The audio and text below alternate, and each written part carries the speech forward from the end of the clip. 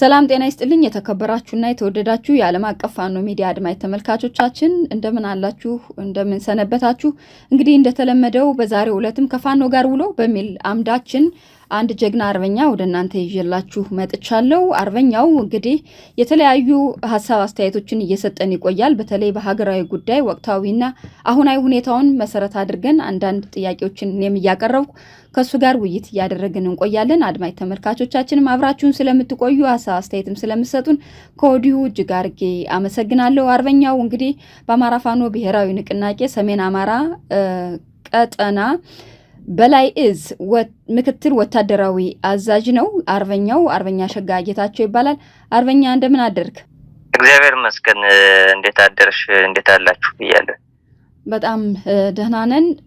ስለዚህ ስለተገናኘን በድጋሚ ደስ ብሎኛል። እንግዲህ ጥያቄዎችን ከማንሳቴ በፊት እንደው መጀመሪያ የቆየ ቢሆንም በእርግጥ ድርጅቱ ከተመሰረተ እንግዲህ ወደ 1 ወር ገደማ እየሆነው ነው። ይሄ ድርጅት በመመስረቱ እንዲያው ምናልባት የተሰማህን ስሜት የተወሰነ ለአድማጭ ተመልካቾቻችን ብታጋራ ደስ ይለኛል። አርበኛ አመሰግናለሁ። በድጋሚ እናንተም እኔን ወደዚህ ስለጋበዛችሁኝ እጅግ አድርጌ ማመስገን ፈልጋለሁ። ከዚህ በተጨማሪ ምንድነው ወደ አዲስ እንግዲህ በተመሰረተው ድርጅት የተወሰኑ ቀናቶችን ቢያስቆጥርም ያው እስካሁን በተጠየቁት መሰረት የተሰመኘ ስሜት ማጋራት ፈልጋለሁ። በዚህ መሰረት ምንድነው የአማራ ህዝብ ለዘመናት ወጥ የሆነ አደረጃጀት እንዳይኖረው፣ ወጥ የሆነ ተቋም እንዳይኖረው በጠላቶቻችን እጅ ወድቆ የአማራ ህዝብ ለበርካታ ዓመታት ብዙ ፈተናዎችን ብዙ ግፎችን ሲፈጸምበት የቆየ ህዝብ ነው። ያም ሆኖ በተለይ ይህን 3 ዓመት በፋኖ ትጥቅ ትግል በተጀመረ አንስቶ አንድ ወጥ የሆነ ድርጅት ባለመመስረቱ በርካታ የሆነ ጉዳቶችን ስናስተናግድ የቆየን መሆኑ የአደባባይ ሀቅ ነው። ነገር ግን ያም ሆኖ እንግዲህ እሱ በፈቀደው ሰዓትና ጊዜው በፈቀደውና ጊዜው ባለው ሰዓት አንድ ድርጅት ተመስርቷል። በአንድ ወጥ ድርጅት በአንድ የሚመራ እዝና ሰንሰለት ያለው ማንንም ያልጣለ ማንንም ያላንጠለጠለ ሁሉን ያቀፈ ድርጅት ተመስርቷል። ይሄ እንዲመሰረትም ምንችለውን ሁላችን ብዙ ዋጋ ከፍለናል። በያለንበት ተቋምም ቢሆን ብዙ ዋጋዎችን ከፍለን ነው፣ በብዙ መስዋዕትነት ነው ይሄ ተቋም የተመሰረተ። በዚህም እኛም ደስተኛ ነኝ፣ አጠቃላይ ታጋዩም ደስተኛ ነው። ሌላው ህዝባችንም ሲፈልገው የነበረው የአማራ ህዝብም ይሄ ወጥ የሆነ ድርጅት እንዲመሰረት ነበር። ይሄም ተመስርቷል። በጣም ደስ የሚል ላይ ያለንበት ማለት ፈልጋለሁ። በጣም ጥሩ፣ ልክ ነው። እንግዲህ ይሄ ድርጅት በምጥ የተገኘ ድርጅት ነው። በጣም ብዙ መስዋዕትነት ተከፍሎበታል። በነገራችን ላይ ይሄ ድርጅት ለ50 ዓመት ብለን ብንል ለ50 ዓመት የታገለበት የአማራ ህዝብ ተጋድሎ ያደረገበት ድርጅት ነው ማለት ይቻላል። ስለዚህ ይህን ድርጅት መጠበቅ እና መስመሩን እንዳይስት ማድረግ የሁሉም ኃላፊነት ይሆናል ማለት ነው። አመሰግናለሁ አርበኛ። ስለዚህ ቀጥታ ወደ ጥያቄዎቹ ሄዳለሁ ማለት ነው። እንግዲህ በአማራ ህዝብ ውስጥ በጣም ከፍተኛ የሆኑ የማይጣሱ ለድርድር የማይቀርቡ የአርበኝነት ታሪኮች ያሉት ህዝብ ነው። ከዛ ውስጥ እንግዲህ የፋኖነት ነው። ፋኖነት የአማራ እሴት ነው። ሀገር ሲከፋ፣ ህዝብ ሲወረር እምቢኝ ብሎ ያለምንም ደሞዝ ህይወቱን አስይዞ ኑሮውን ትቶ ጫካ እየገባ ህዝቡንና ሀገሩን የሚጠብቅ ነው ፋኖ።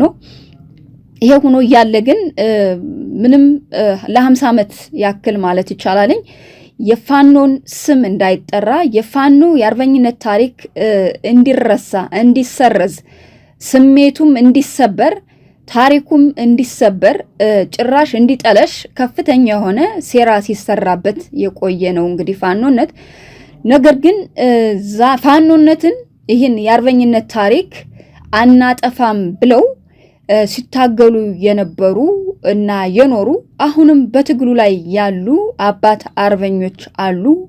እነዚህ አባት አርበኞች እንግዲህ የፋኖን ሴት ወይም የፋኖን የአርበኝነት ታሪክ አናጠፋም ብለው በብዙ መከራ ውስጥ አርበኝነቱን ተሸክመው ታሪክ እንዲሻገር ያደረጉ ናቸው።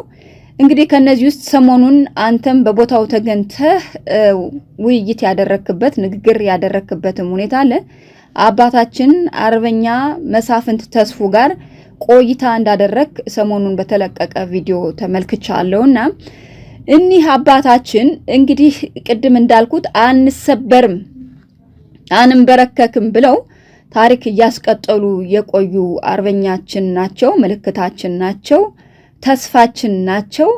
እንዲያው ከሳቸው ጋር ባደረከው ቆይታ አርበኛው ለአማራ ሕዝብ አጠቃላይ ለኢትዮጵያ ሕዝብ ለሰራዊቱም በተለይ ለአማራ ፋኖ መሪዎችም ያስተላለፉት መልእክት ካለ አንተም ከአርበኞች ከአባት አርበኞች ውርስ ተቀብለን ይሄን ውርስ እስከመጨረሻው የአርበኝነት ውርሱን እስከመጨረሻው ለመታገልም ቃል እንደምትገቡና ቃልም እንደገባችሁ በንግግርህ ተናገርከው ነገር አለና አባታችን አርበኛ መሳፍንት ተስፉ ያስተላለፉት መልእክት ካለ እሱን ብታጋራን አርበኛ።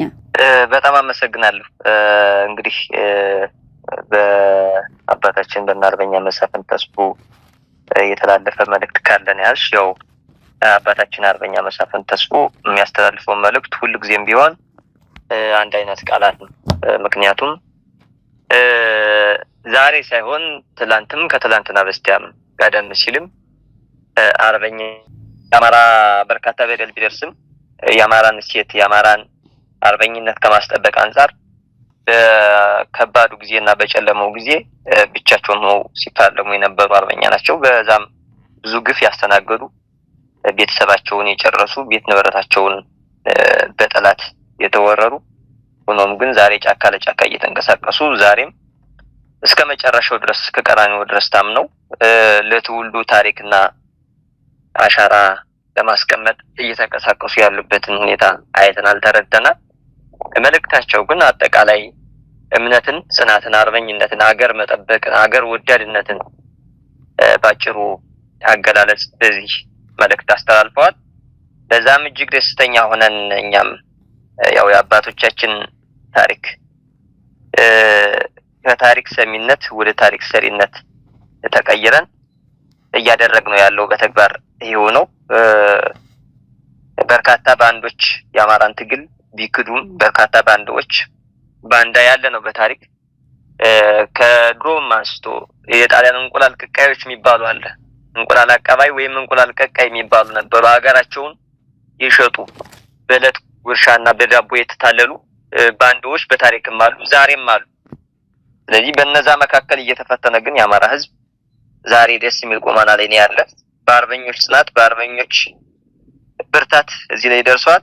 በእርግጠኝነት እውነት የያዘ ሰው ስለሚያሸንፍ፣ እውነትን የያዘ ሰው ስለሚሻገር፣ እውነት ደግሞ ታርበኝነት ጋር ስላለ፣ ከእምነት ጋር ከጽናት ጋር ስላለ እንደምናሸንፍ ምንም ጥርጥር የለውም። በዚህ መካከል ነው መልእክታቸውን ያስተላለፉ ማለት ፈልጋለሁ። አርበኛ መሰግናለሁኝ። እንዲያው ምናልባት ከዚህ ጋር ተያይዞ የክብር ካባም የለበሱበትን ምስል በሶሻል ሚዲያ በተለያየ ሚዲያዎች እየተዘዋወሩ አይቼ ነበርና ምናልባት ይሄን የክብር ካባ ሲያለብሱ ወይም እንዴት ነው ይሄን ነገር እንዴት አየው አርበኛ? አው የክብር ካባ መልበስ ለስታቸው ያንሳቸዋል። ካባ በመሰረቱ ትርጉም ያለው የአባቶቻችን መገለጫ አንዱ ትልቅ እሴታችን ነው።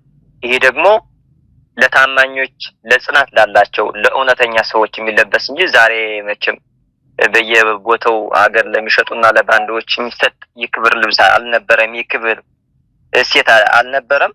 የሚገባቸው ሰዎችም እንደነዛ አይነት ሰዎች ላይ ነው ካባ ለሚገባው በትክክለኛው መንገድ ላሰበው ሰው እንደነዚህ ላሉ አርበኞች እንጂ ካባ የሚሰጥ ሀገር ለሚሸጡ ህዝባቸውን ለሚያጎሳቁሉ ህዝባቸውን ለሚያዘርፉ በህዝባቸው ላይ መከራና ፍዳ ለሚያውጁ ሳይሆን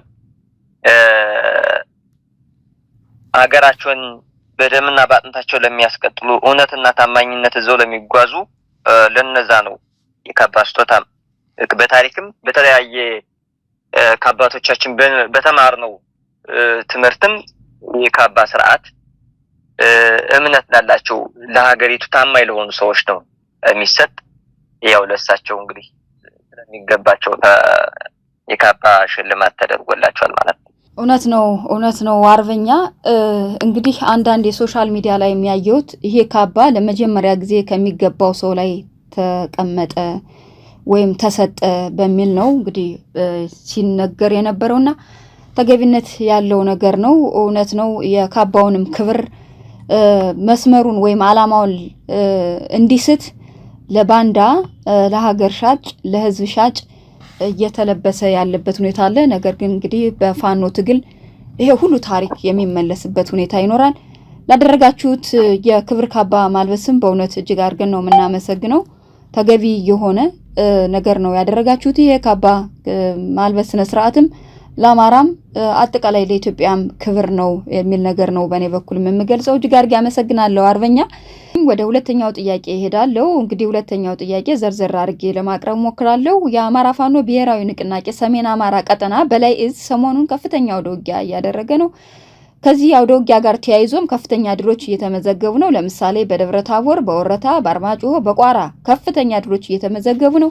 በትናንትናው ዕለትም አገዛዙ በሐዋሳ ወጣቶችን የእሳት ራት ለማድረግ የቀይ ባህር ዘብ ነኝ እና አብራችሁ ሁኑ ከኔ ጋር በሚል እና ውሸት እየዋሸ በነበረበት ሰዓት እንግዲህ በጎንደር አለፋ ሻውራ ላይ አፋብን በላይ እዝ የሁለተኛ መይሳው ካሳኮር ባደረገው ከፍተኛ አውደ ውጊያ የጠላትን ምሽግ በመሰር የሻውራን ከተማ የተቆጣጠራችሁበት ሁኔታ አለና ምናልባት እንደ አንድ ወታደራዊ አዛዥ የጠላትንና የወገንን ወታደራዊ ያሰላለፉን እንዴት ታያዋለህ አርበኛ? ምክንያቱም ከፍተኛውን ድሎች እየተገኙ ነው። ከፍተኛውን ወረዳዎች ነፃ እየተደረጉ ነውና ከአገዛዙ ጋር ያለው የወታደራዊ ያሰላለፍ እና የፋኖን እንዴት ታያዋለህ አርበኛ?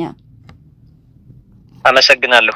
በድጋሚ እንግዲህ ሰሞኑን እየተደረገ ያለው ውጊያ እንደ በላይ እዝ በደንብ የታቀደበትና የታሰበበት በደንብ ወታደራዊ ጥናት ተደርጎበት ስምሪት የተሰራበት ሁኔታ ነው። ይህ ስምሪት ከተሰራም ዋለ ደርሏል። በተጠና ጠላትን የወገን የበላይነት ለማጎናጸፍ ጠላትን ለአንዴና ለመጨረሻ የማሸነፍ ውጊያዎችን ነው እያደረግን ያለ። በዚህ አውደ ውጊያም በርካታ ቦታዎች ነፃ ሆነዋል። ጠላት በየቦታው አግበስብሶ የመጣው ኃይል ምንም አይነት ሊመክትና ሊቋቋም አልቻለም። እንግዲህ እንደ በላይ እዙ በራሱ ሰዓት ማጥራትና ማብቃት ዘመቻ ብሎ ካወጀ በርከት ያሉ ቀናቶችን አስቆጥሯል። በዚህ መካከልም ከኮር እስከ ክፍለ ጦር ድረስ ሪፎርም የማድረግ ወታደሩን የማብቃትና የማጠናከር አዲስ አሰላለፍ የመቀየር እቅዶች ናቸው። በዛ መካከል አንዱ የነበረው በማጥራት ዘመቻ በኩል የነበረው አንዱ ያ ነው። ያም ውጤታማና ስኬታማ እየሆነ በደቡባዊ ጎንደር ዞን አጠቃላይ ሙሉ በሙሉ ነፃ ወረዳ ወጥቷል ማለት ይቻላል። ቀሪው ቀላል ነው። ያም በታቀደና በታሰበ ሰዓት በቅርብ ቀን ነፃ እንደሚወጣ ጥያቄ የለውም። ከዚህ በመቀጠልም በምዕራብ ጎንደርና አጠቃላይ በሌሎች ቀጠና በማዕከላዊ ጎንደር እየተደረገ ያለው ውጊያ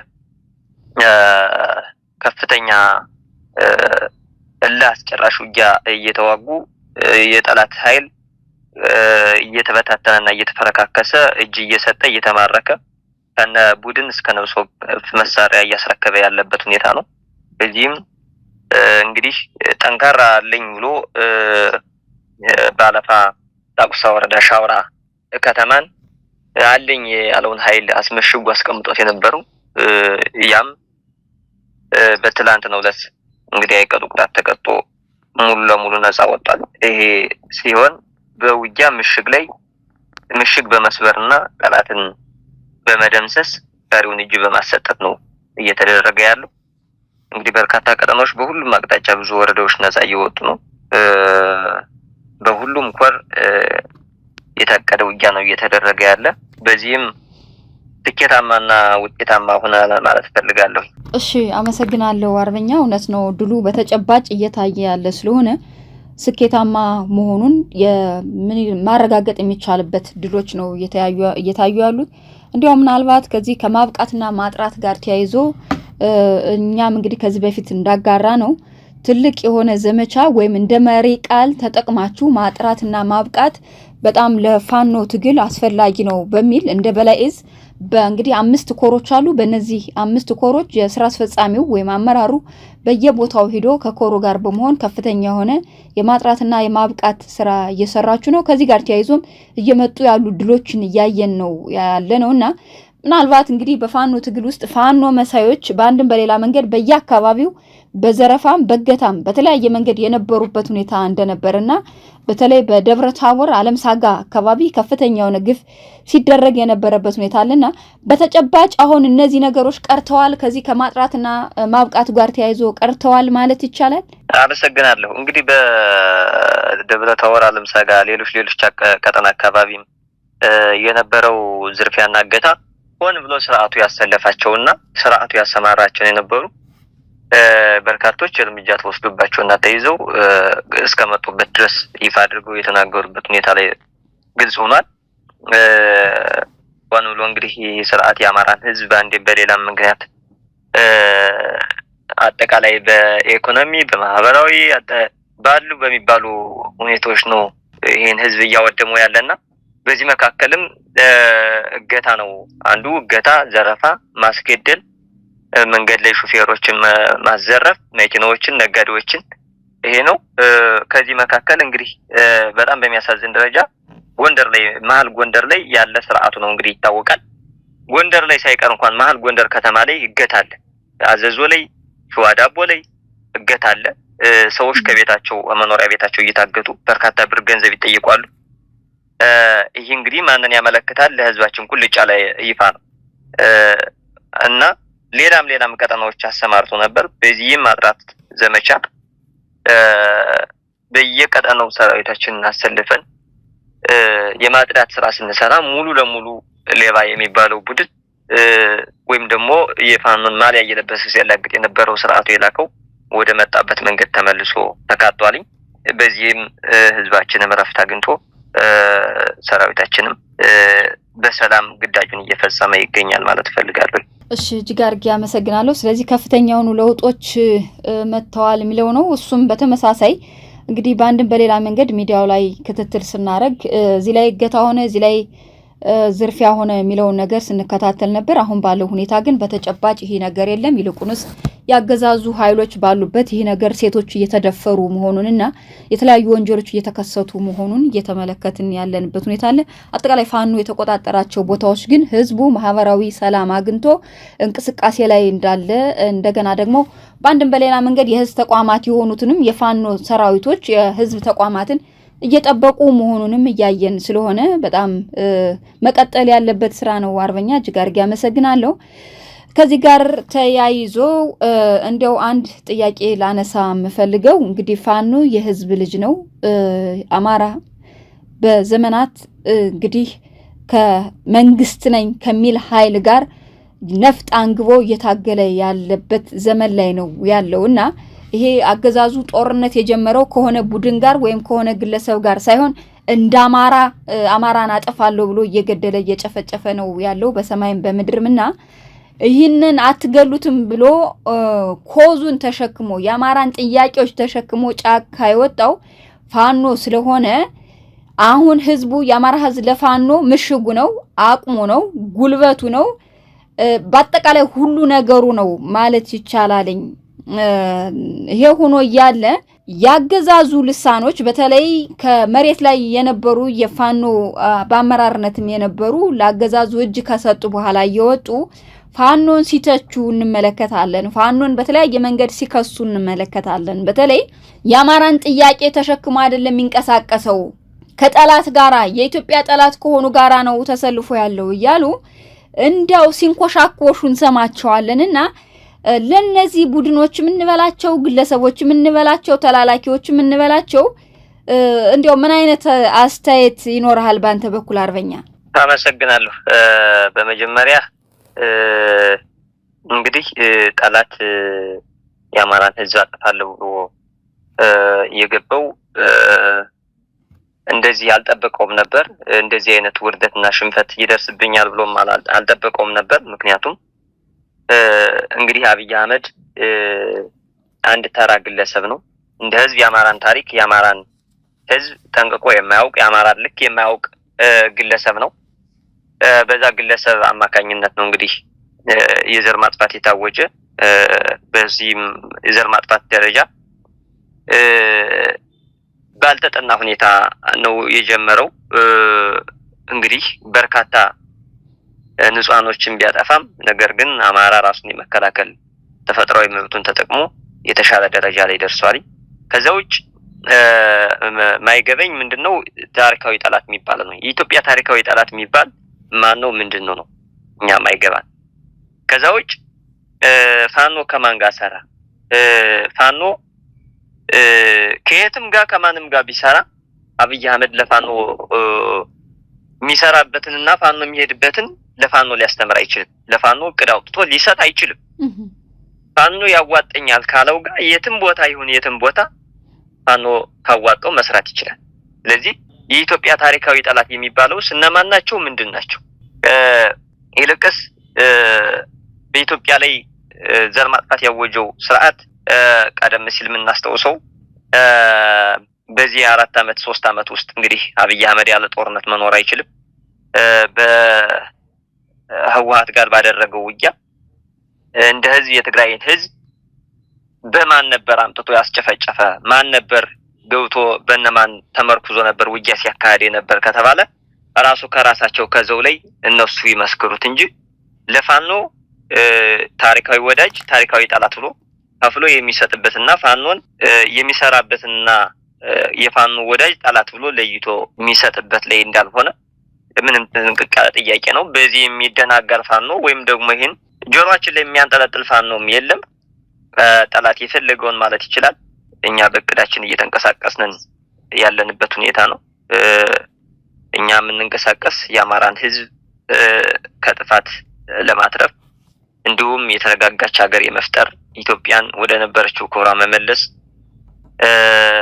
ከዚህ በፊት አባቶቻችን በአርበኝነት ዘመናቸው ሀገራችን ዳር ድንበሯን አስከብረው እንደቆዩት ሁሉ አሁንም ፋኖ የዛን ውርስ ተቀብሎ ሀገራችን ዳር ድንበሯን አስከብሮ ከሌሎች ኢትዮጵያውያን ጋር በሰላም መኖር በሰላም አብሮ ወጥቶ ገብቶ አለምቶ መኖር በዚህ መካከል ነው እየታገልን ያለና አሁን ያለንበትም የሽግግር ምዕራፍ ነው።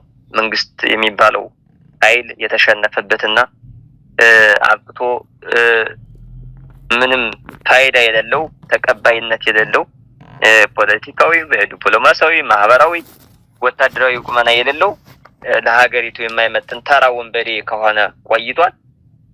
ስለዚህ ሽግግር ምዕራፍ ላይ ነው የምንገኘው። ሀገር የመረከብና ሀገር የመገንባት ላይ ነው፣ በዛ ደረጃ ነው የምንገኘው። ከዛ ውጭ ግን ጠላት የሚሰጠውና ጠላት የሚነዘው ፕሮፓጋንዳ ለፋኖ ምንም እንዳልሆነ ይህ በተጨባጭ ይፋ የሆነ እውነት ነው ማለት ፈልጋለሁ። እትዬ ጥሩ አርበኛ አመሰግናለሁኝ። እንግዲህ አርበኛው እነዚህ እጅ የሰጡ ሰዎች እንበላቸው በአንድም በሌላ መንገድ ለራሳቸውም ያልታመኑ ናቸው፣ ለትግሉም ያልታመኑ ናቸው፣ ለአማራ ህዝብም ያልታመኑ ናቸው። ምክንያቱም ይሄ ገዳይ ስርዓት የነሱን እህት ነው የደፈረው፣ የነሱን እናት ነው የደፈረው፣ የነሱን ቤተሰብ ነው የገደለው። ይሄ ሆኖ እያለ ግን ለስርዓቱ ማገልገል ይሻላል ብለው ሄደው ነው እንግዲህ ባንዳነታቸውን በአደባባይ ሄደው ያሳዩንን። ስለዚህ እነሱን አምኖ የሚደናገር ፋኖ ሰራዊትም የሚደናገር የፋኖ መሪም ሆነ የሚደናገር የአማራ ህዝብ የለም ያልከው ተገቢነት ያለው ነገር ነው አርበኛ። እንዲያው ከዚህ ጋር ተያይዞም እንግዲህ የአማራ ፋኖ በአንድም በሌላ መንገድ ድርጅት መስርቶ እየተንቀሳቀሰ ነው ያለው። ከዚህ ድርጅት ምስረታ ጋር ተያይዞም እንግዲህ የፋኖ ትግል በተለያየ ምክንያት አጋር ሊፈልግ ይችላል፣ ትብብሮችን ሊያደርግ ይችላል። ነገር ግን የአማራ ፋኖ ብሔራዊ ንቅናቄ በዚህ በአጋርነትም ሆነ በትብብር ከትብብር ጋር ተያይዞ በሚዲያ ወጥቶ ይሄን ከዚህ ጋር ትብብር አድርጌያለሁ ከዚህ ጋር አጋርነት ፈጥሬያለሁ ባላለበት ሁኔታ በአንድም በሌላ መንገድ አንዳንድ አሁንም ቢሆን የፋኖ ነን ብለው ነገር ግን እጃቸውን የሰጡ ከህወሓት ጋር ሊሰሩ ነው፣ ከሻዕቢያ ጋር ወይም ከኤርትራ ጋር ሊሰሩ ነው ምንድነው እያሉ ለማደናገር ጥረት ያደርጋሉና ቅድም እንዳልኩትኝ ራሳቸውን አማራን ነው የሸጡት፣ ራሳቸውን ነው የሸጡት። ነገር ግን እንዲያው ግልጽ ለማድረግ ያክል የአማራ ፋኖ ብሔራዊ ንቅናቄ እንደዚህ አይነት መርህ ያለው እና ግልጸኝነት ያለው ይፋዊ በሆነ መንገድ ሳይነግሩን እንዲህ አይነት አሜቶች ለምንድን ነው የመጡት የሚለውን አርበኛ የተወሰነ ሀሳብ ብትሰጠን። አመሰግናለሁ። እንግዲህ እኔ ቅድም እነሱንም ብያለሁ፣ ባንዳ ነው ሰው ተከዳ ነው ከእነዚህ የካዱና የከዱ ሰዎች። እንግዲህ በአንድም በሌላ መንገድ አብይ አህመድ የአማራን ትግል ሸርበው ይጥሉልኛል ብሎ አሰልፏቸው የነበሩ ናቸው። በዚህ መካከል የሚችሉትን ሲያደርጉ ቆይተዋል። ለምሳሌ ማንሳት ይቻላል፣ ግለሰቦችን ጭምር ጠርቶ የአማራን ህዝብ ሲዘርፉ በፋኖ ስሙ ነው ሲያንገላቱ የነበሩ ፋኖ መስለው፣ ነገር ግን እየጠራና የራሱን እያደራጀ ሲመጣ የአማራ ትግል ወደማይቀረው መሸነፊያቸው ጉዞ ተመልሰው ሄደዋል። በዚህ መካከልም እንግዲህ የተላከ ሰው ተላላኪ ምንም ሊል አይችልም።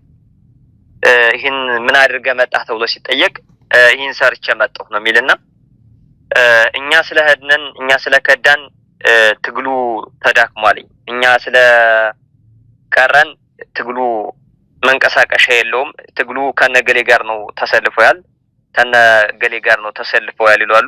ነገር ግን አንደኛ ተቋሙ መርህ ላይ የተመሰረተ በመርህ የሚመራ በተቋም የሚመራ እንጂ በግለሰብ የሚመራ ተቋም የለንም። በዚህም መካከል በርካታ ፕሮፓጋንዳዎችን ይነዛሉ።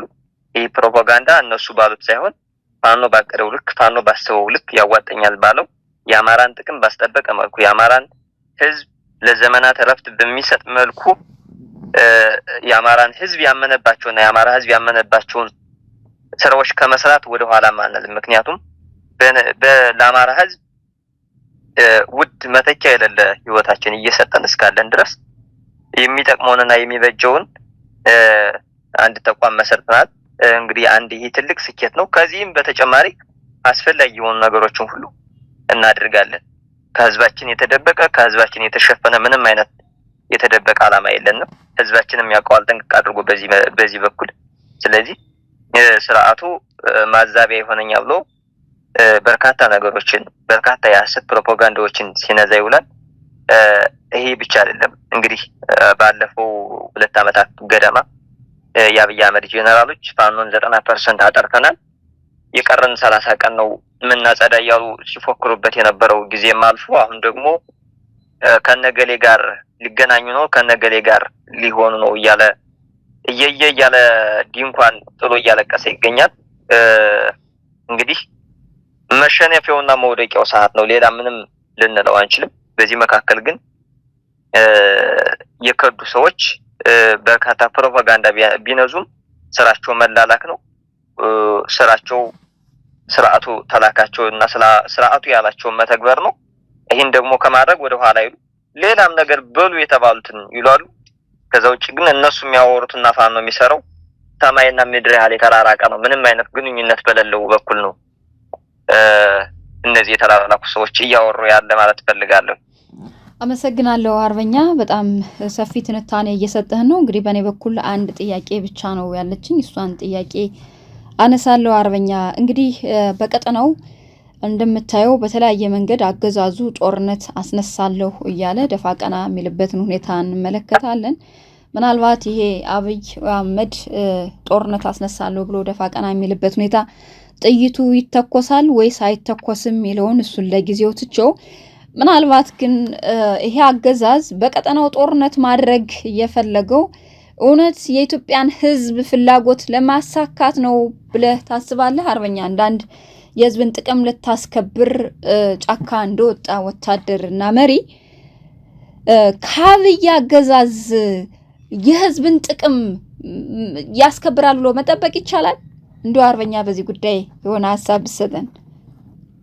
አመሰግናለሁ። እዚህ አገዛዝ እንግዲህ የሚጠበቅ ወይም እዚህ አገዛዝ ለኢትዮጵያ የሚጠቅም ነገር ያመጣል ተብሎ የሚጠብቅ ሰው ካለ የአእምሮ ዘገምተኛ ነው ብዬ ነው የማስበው። ምክንያቱም አብይ አህመድ ከስልጣን ከወጣ ጀምሮ አገር በማፍረስ አገር በማተራመስ ተዋልደውና ተጋብተው የሚኖሩ ብሔር ብሔረሰቦችን በማጋጨት እንዲሁም እምነትን ተእምነት በማጋጨት አብይ ከስልጣን ከወጣ ጀምሮ የሚነዛቸው በየመድረኩ የግጭት ፕሮፓጋንዳና ግጭት ጨማቂነት በየጊዜው እየወጣ የራሱ ጀነራሎችም ጭምር ሁሉ ጊዜ በዚህ ልክ ነው የሚነዙ። ከዛ ውጭ አብይ አህመድ ሰው ቢሆንና አብይ አህመድ መንግስት ቢሆን የአማራን ህዝብ እንደ ህዝብ ወርዶ ጦርነት አይገጥምም ነበር። የአማራን ህዝብ እንደ ህዝብ ጦርነት አይገጥምም ነበር። ስለዚህ አብይ አህመድ ለኢትዮጵያ ጥቅምና ለኢትዮጵያ ጦርነት ይሄድላችኋለሁ የሚለው የፋኖን ትግል በየትኛው በኩል ላዛበው እችላለሁ? የፋኖን ትግል በየትኛው በኩል ላስቆመው እችላለሁ? ፋኖ 4 ኪሎ ስልጣኔን ሊይዝብኝ ነው ሊመጣብኝ ነው። ስለዚህ በየትኛው በኩል አድርጌ ላዛበው ማለትና ወጣቶችን የኢትዮጵያ ህዝብ የሚያነሳውን የኑሮ ውድነት፣ የኢኮኖሚ፣ የሰላም የተለያዩ ጥያቄዎችን ለመሸፈንና ለማጥፋት የሚጠቀማቸው በርካታ ፕሮፓጋንዳዎች አሉ። ከዛ ውጭ ግና እስኪ በየክልሎችና ኢትዮጵያ ውስጥ ያለ የኑሮ ውድነት፣ ያለ ተፈናቃይ፣ ያለ ራብ፣ ያለ ተሰዳጅ በየቀጠናው አዲስ አበባ ጭምር ዛሬ ሰው እየታገተ እንግዲህ መሀል ከተማ ራሱ 4 ኪሎ ላይ ቁጭ ካለበት ላይ ነጋዴዎች እየታገቱ ሰላምና እረፍት ያለው ጊዜ ከመፍጠር ውጭ ከዚህ መንግስት ሰላም ከዚህ መንግስት ለኢትዮጵያ ጥቅምና ለኢትዮጵያውያኖች የሚያደርገው የልማት ወይም የሰላም መንገድ አለ ብለን የምንጠብቀው የሚጠብቅ ህዝብ ካለ እኔ ያ የሥርዓቱ ተላላኪ ነው ብዬ ነው የማስበው እንጂ ከዛ ውጭ ደግሞ ጥይቱ ይፈነዳል አይፈነዳም ቅድም እንዳልሽው እናየዋለን። ምክንያቱም አብይ አህመድ በአጭር ቀን ትጥቅ አስፈታለሁ የአማራን ህዝብ እንደ ህዝብ ትጥቅ አስፈትቼ አንገቱን አስደፍቼ እየቀጠቀጥኩት እኖራለሁ እምቢ ሲልም በጀምላ ጨፈጭፈዋለሁ ካልፈታም ብሎ ፎክሮ የገባበት ዛሬ ያለበትን ደረጃ ማሰብ ያስፈልጋል። ይሄን እያየ የላ ቦታ ላይ ጦርነት ይጀምራል አይጀምርም እንግዲህ የምናየው ይሆናል። ነገር ግን ለህዝብ ለማደናገርና ህዝብን ለማምታታት የሚጠቀማቸው ፕሮፓጋንዳ መሆኑን ግን በይፋ ማንኛውም ሰው ጥንቅቅ አድርጎ የሚያውቀው ነው። አብይ አህመድ በየመድረኩ በየፓርላማው ተግጭት ጨማቂነት ውጭ ለኢትዮጵያ የሚጠቅምና ለኢትዮጵያ ሰላም የሆነች ነገር አንድም ቀን ከስልጣን ከወጣ ጀምሮ የሰላም ቃላትን ተጠቅሞ ማያውቅም። አገሬ ኢትዮጵያ እንደዚህ ሆነች፣ አገሬ ኢትዮጵያ በምን በኩል ነው እንደዚህ አይነት የግጭት መንስኤ ሆነችው ያለበት ምክንያት አንድም ቀን ሰምታ ለጦርነት የሚላላክ ለነገርና ለነገር ብቻ ሀገሪቱን ለማተራመስ የሚላላክ መንግስት ነው እንግዲህ በታላቋ ኢትዮጵያ ላይ ቁጭ ብሎ ያለ። ይሄን ደግሞ በጋራ ከማስወገድና በጋራ ከማስወገድ ውጭ ሌላ ለኢትዮጵያ የሚጠቅም አለ ብለን አናስብ።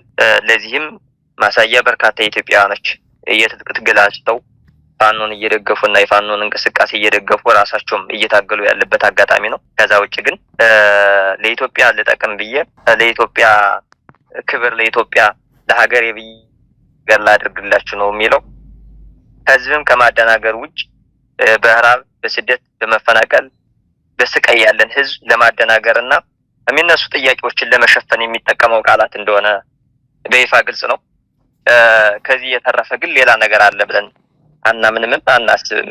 እሺ አመሰግናለሁ አርበኛ። እውነት ነው አንድም በሌላ መንገድ የአማራን ህዝብ በክህደት ላይ ክህደት ፈጽሞ እየጨፈጨፈው እየገደለው ነው ያለው። አጠቃላይ የሀገራችንም ሁኔታ ቅድም እንዳልከው ህዝቡ በረሃብ በስደት በመከራ ነው ያለው። እንደ በየአካባቢው የቀጠና ጦርነቶች ነው ያሉትና ከአብይ መልካም አጀንዳ ወይም መልካም ውጤት የሚጠበቅ ነገር አይደለም። ይልቁንስ የውስጥ ችግሮችን ከመፍታት ይልቅ ቀጠናዊ ትርምስ ለመፍጠር የታሰበ እቅድ ነው የሚል ነው። እንግዲህ ትልቁ ጠላታችን ለአማራም አጠቃላይ ለኢትዮጵያውያን ትልቁ ጠላታችን የአብይ አገዛዝ ነው። ስለዚህ በጋራና በትብብር ይህን አገዛዝ መጣል ወቅቱ የሚጠይቀው እና የሚፈልገው ጉዳይ ነው በሚል ነው የቋጨው። እንግዲህ አርበኛ እጅግ አድርጌ አመሰግናለሁ። በእኔ በኩል ላነሳቸው የፈለኳቸውን ጥያቄዎች ጨርሻለሁ። ምናልባት አርበኛ ቀረ የምትለው ነገር ካለህና ማስተላለፍ የምትፈልገው ነገር ካለ ላንተ እድሉን ልስጥህ አርበኛ። አመሰግናለሁ። ያው ለዛሬው በዚህ ብገኝ ሌላ ሰዓት እንደዚህ ውስጥ እንገናኝ ሐሳቤን እገልጻለሁ። አመሰግናለሁ በድጋሚ። እሺ እኔም አመሰግናለሁ አርበኛ። እንግዲህ አድማጭ ተመልካቾቻችን በዛሬው ዕለት አጠቃላይ ውይይት ስናደርግ የቆየ ነው በሀገራዊ ጉዳይ ወቅታዊ በሆኑ ጉዳዮችና አሁናዊ ሁኔታውን መሰረት አድርገን ከአርበኛ ሸጋ ጌታቸው ጋር ሰፊ ውይይት ስናደርግ ቆይተናል። አርበኛ አብረህን ስለነበር ከሀሳብ አስተያየቶችንም ስትሰጠን ስለነበር በአድማጭ ተመልካቾቻችን ስም እጅግ አድርጌ አመሰግናለሁ። አድማጭ ተመልካቾቻችንም አብራችሁን ስለቆያችሁ እጅግ አድርጌ እያመሰገንኩኝ በዛሬው ዕለት የነበረን ፕሮግራም እዚሁ ጨርሰናል። በሌላ ጊዜ በሌላ ጉዳይ እስከምንገናኝ ድረስ ሰላም ቆዩ። አርበኛ እጅግ አድርጌ አመሰግናለሁ። በድጋሜ ሰላም ዋል። መልካም ጊዜ። ሰላም ሁኑ። አሜን።